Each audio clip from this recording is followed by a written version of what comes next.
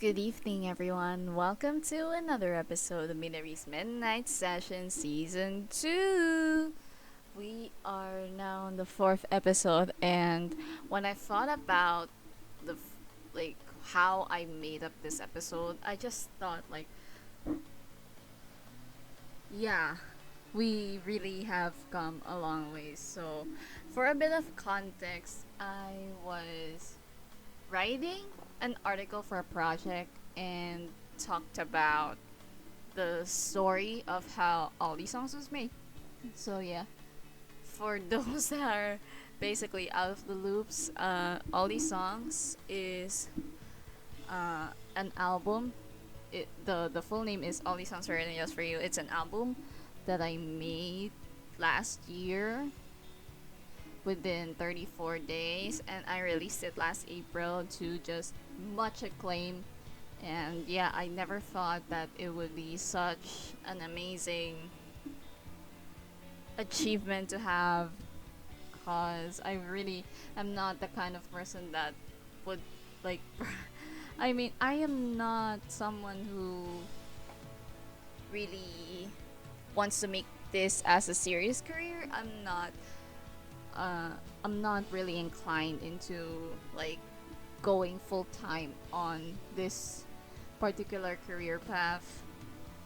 Yeah, I just kind of do it for fun. I do it in the spur of the moment, and that spur of the moment became a 13-track album, which is absolutely funny considering that it was inspired by someone. Yes, the person that inspired this is also the one person that I've grown to resent. But yeah, I mean, there is just a lot of there's just a lot of resentment, and I just never thought I would be able to make this in the first place. So I detailed all of that in that article, and when I read that, like when I was writing that, I was just like, I want to tell this because it would be so much fun to tell the story of how all these songs was made. But it just it just like weaved the story of all these songs just weaved into this one beautiful magnum opus, I would say. It's just such a beautiful album, and I will forever be proud of how I made it in such a short period of time. And I just think that I cannot believe that this is happening. Like, all that I think is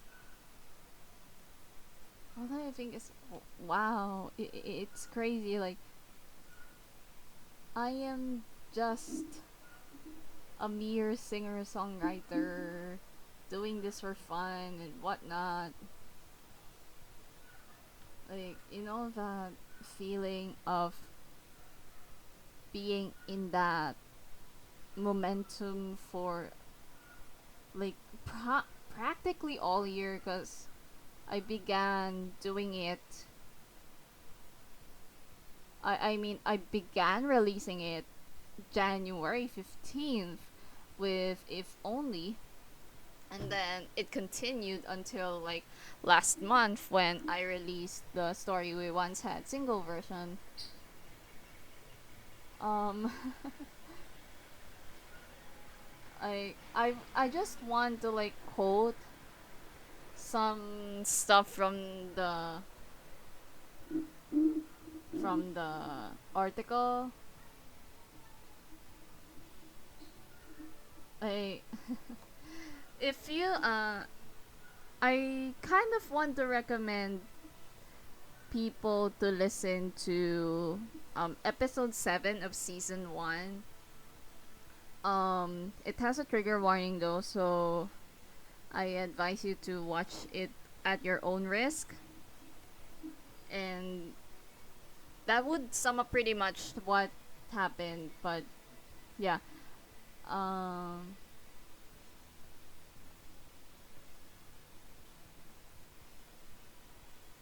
it has been quite the journey making my most personal album ever. If only has gained massive success since his January 15th release, being my most streamed song on Spotify just 4 months after it came out. Considering them the 5 nominations, considering these are my first ever nods for anything I've ever released, it's huge enough that I relate the good news first to the person that inspired will be fine. As I write this article, I realize that I've come very far since that assignment, from being the timid, low-key returnee student I was last year to now taking up space as that professor once said to me. I have truly come a long way. I hope I made him proud just as I made myself proud, having so much in just a year. These songs were inspired by him, but now it's an album that will resonate with whoever listens to it. I think I've attained something beyond all these songs' accolades. The courage to not hide behind a shadow. A power only 6 words can hold. Your story safe with me. Like, I just read this article and I'm thinking, wow. Like, compared to the person that I was last year, the change has been massive. Massive, massive, massive all around. Like, I was just so awkward, like, knowing the fact that I am like a year behind. I mean, okay, but from that time, uh, I'm glad that I decided to return last year. I'm glad that I decided that I would continue to study to pursue my degree. Cause I just think like if I was still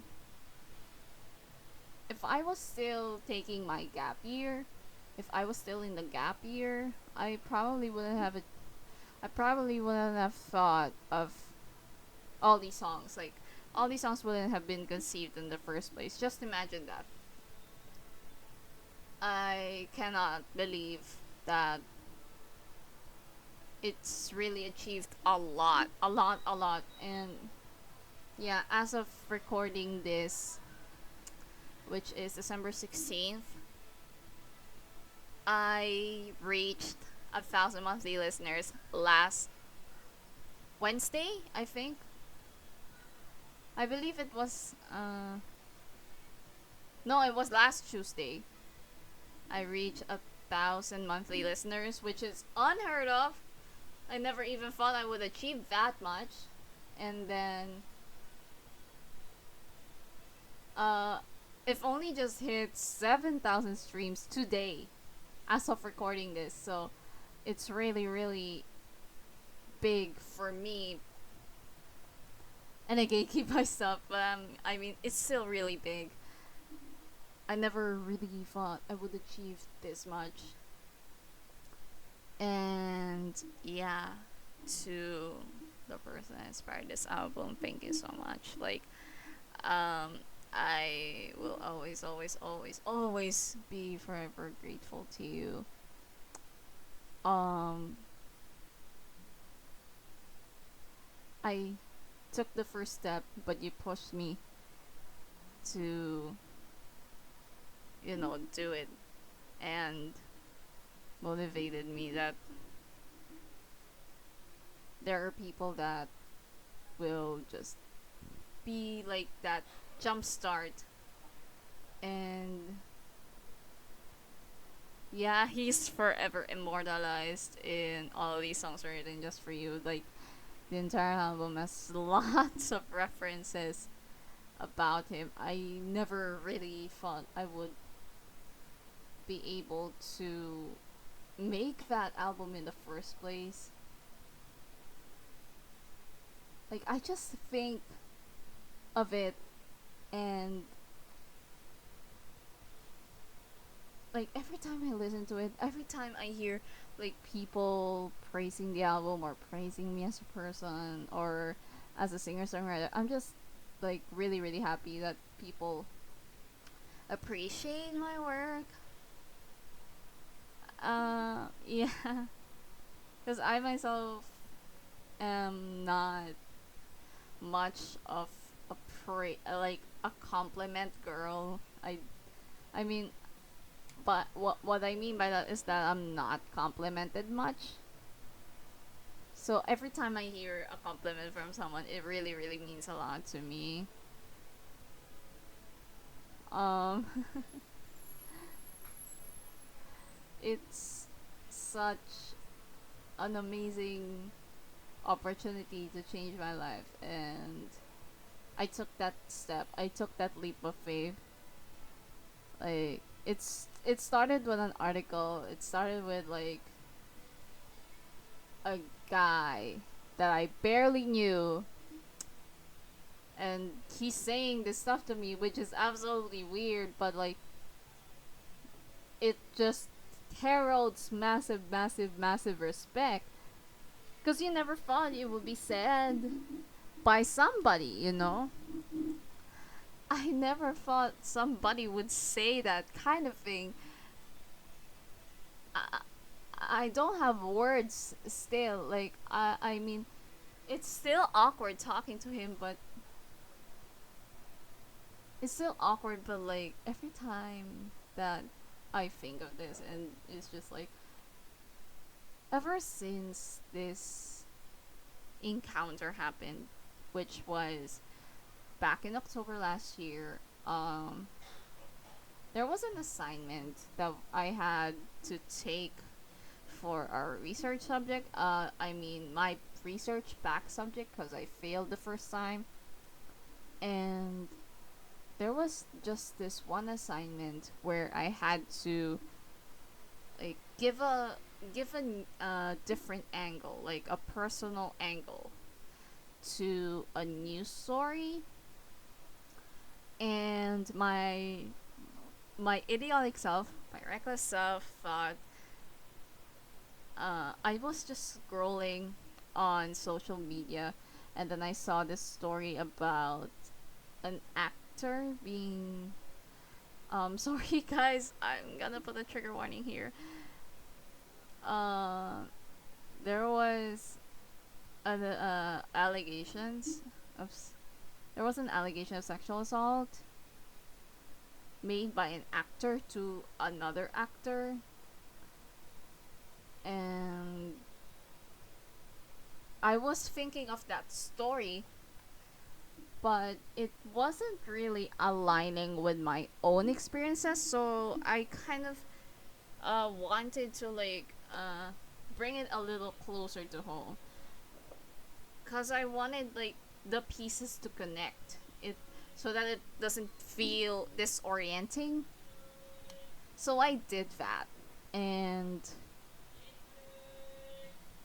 then I was asking my advisor. I mean, I was asking my prof if I could like do this particular story, but like I was kind of hesitating at first. I just said like, can I have like a story? What do you call this? I'm honestly. I mean, it's just so awkward right now, cause you know all this stuff. But like, um, so so yeah, I mean, I was asking like, uh, I wanted to make myself a source, but I will do something about it. Okay, like I will not purposely, you know, like I won't purposely reveal myself. Like, okay, So I asked him like, can I use myself as a source or will it be biased? And like, yeah, there will be a conflict of interest, which, by the way, is really understandable because you're gonna be using yourself as a source. Of course, there's a conflict of interest, so I really understand. But like, I thought to myself, like, who in their right mind, who in their right mind would be an idiot enough to like just get it out to the world that you are an SA survivor? And yeah, that was me. But like, he was asking if it was pepper tones, and I'm like, no. I mean, I would do a pepper tone story, but not really, cause I don't want to. I don't particularly want to do a pepper tone story. It was just a random idea that burst through my mind, and then I told him it was a secret and it was something that I'd rather not say. I did not want to like just I really did not want to like reveal. I mean, it's just too much of a whiplash, I would say. I told him I think you would understand when I pass it. And I'm like, I am not joking though. Like, I wish I was joking. Because I am not. And then I sent him the story that I wanted to make. And it's like, yeah. Okay. Now I get it. And then I did the unthinkable. I just, like, I wrote the stories. I was super inspired. I was like, and when he like said the words earlier, I was just like, wow. Like, my jaw dropped to the floor. My jaw dropped to the floor in awe, in shock, just absolutely gobsmacked by what happened, by literally what he said. I don't have words. Like, the way that I reacted that time was just, I was downstairs in the dining room typing away at the laptop, and then I saw his message, and I was like, I stood up from the chair and I went to like the door. Just, my mind burst. My mind burst into flames. It just went crazy. That's how crazy it was when it first happened.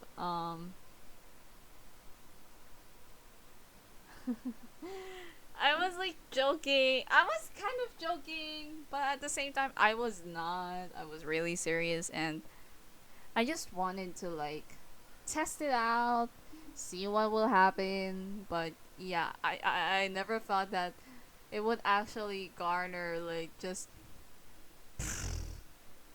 crazy stuff. And here we are. An album, a thesis, multiple balls, multiple essays, uh, uh, and lots of posts and tweets and threads about him, and rants on Discord about him. It's been crazy. It's been one hell of a it's been one hell of a year. Like, who are we even to contest that this, like, the past year and this year have been really, really crazy. Just the past 2 years alone have been really crazy.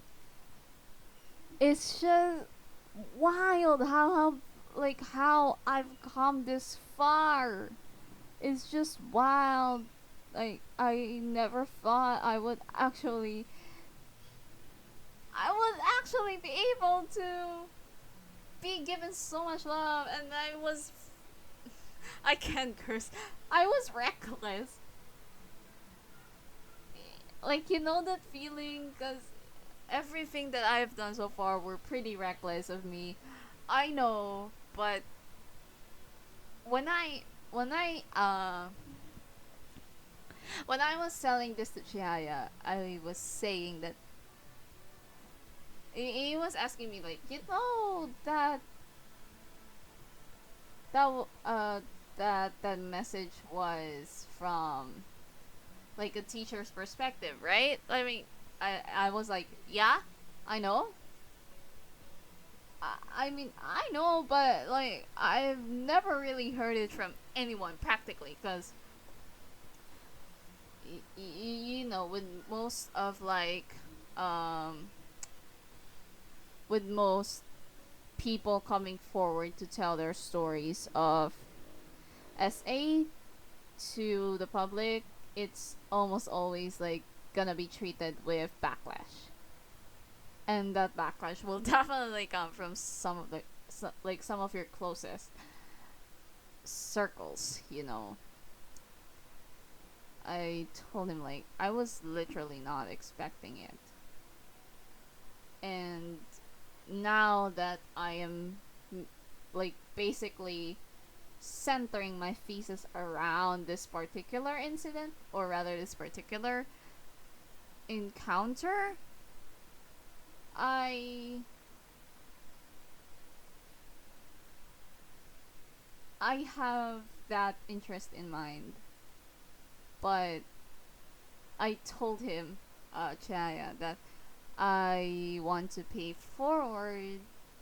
Um, I want to pay it forward in front of the person that believed in me without any repercussions. That's what I said. That's the code. And yeah, it's been quite a journey so far to, you know, just be doing this and not really promoting my album, but like really just a lot of people have been enjoying it. So thank you so much for all the love and support, and please look forward to some more stuff in 2024. Yeah. I think that concludes today's episode of Midori's Midnight Sessions. But before we go, I would just like to announce that this will be the first. This will be my final recording of the year. Thank you so much for all the love and support that you have given me. And yeah, I'll see you next. I'll see you next time. Bye bye.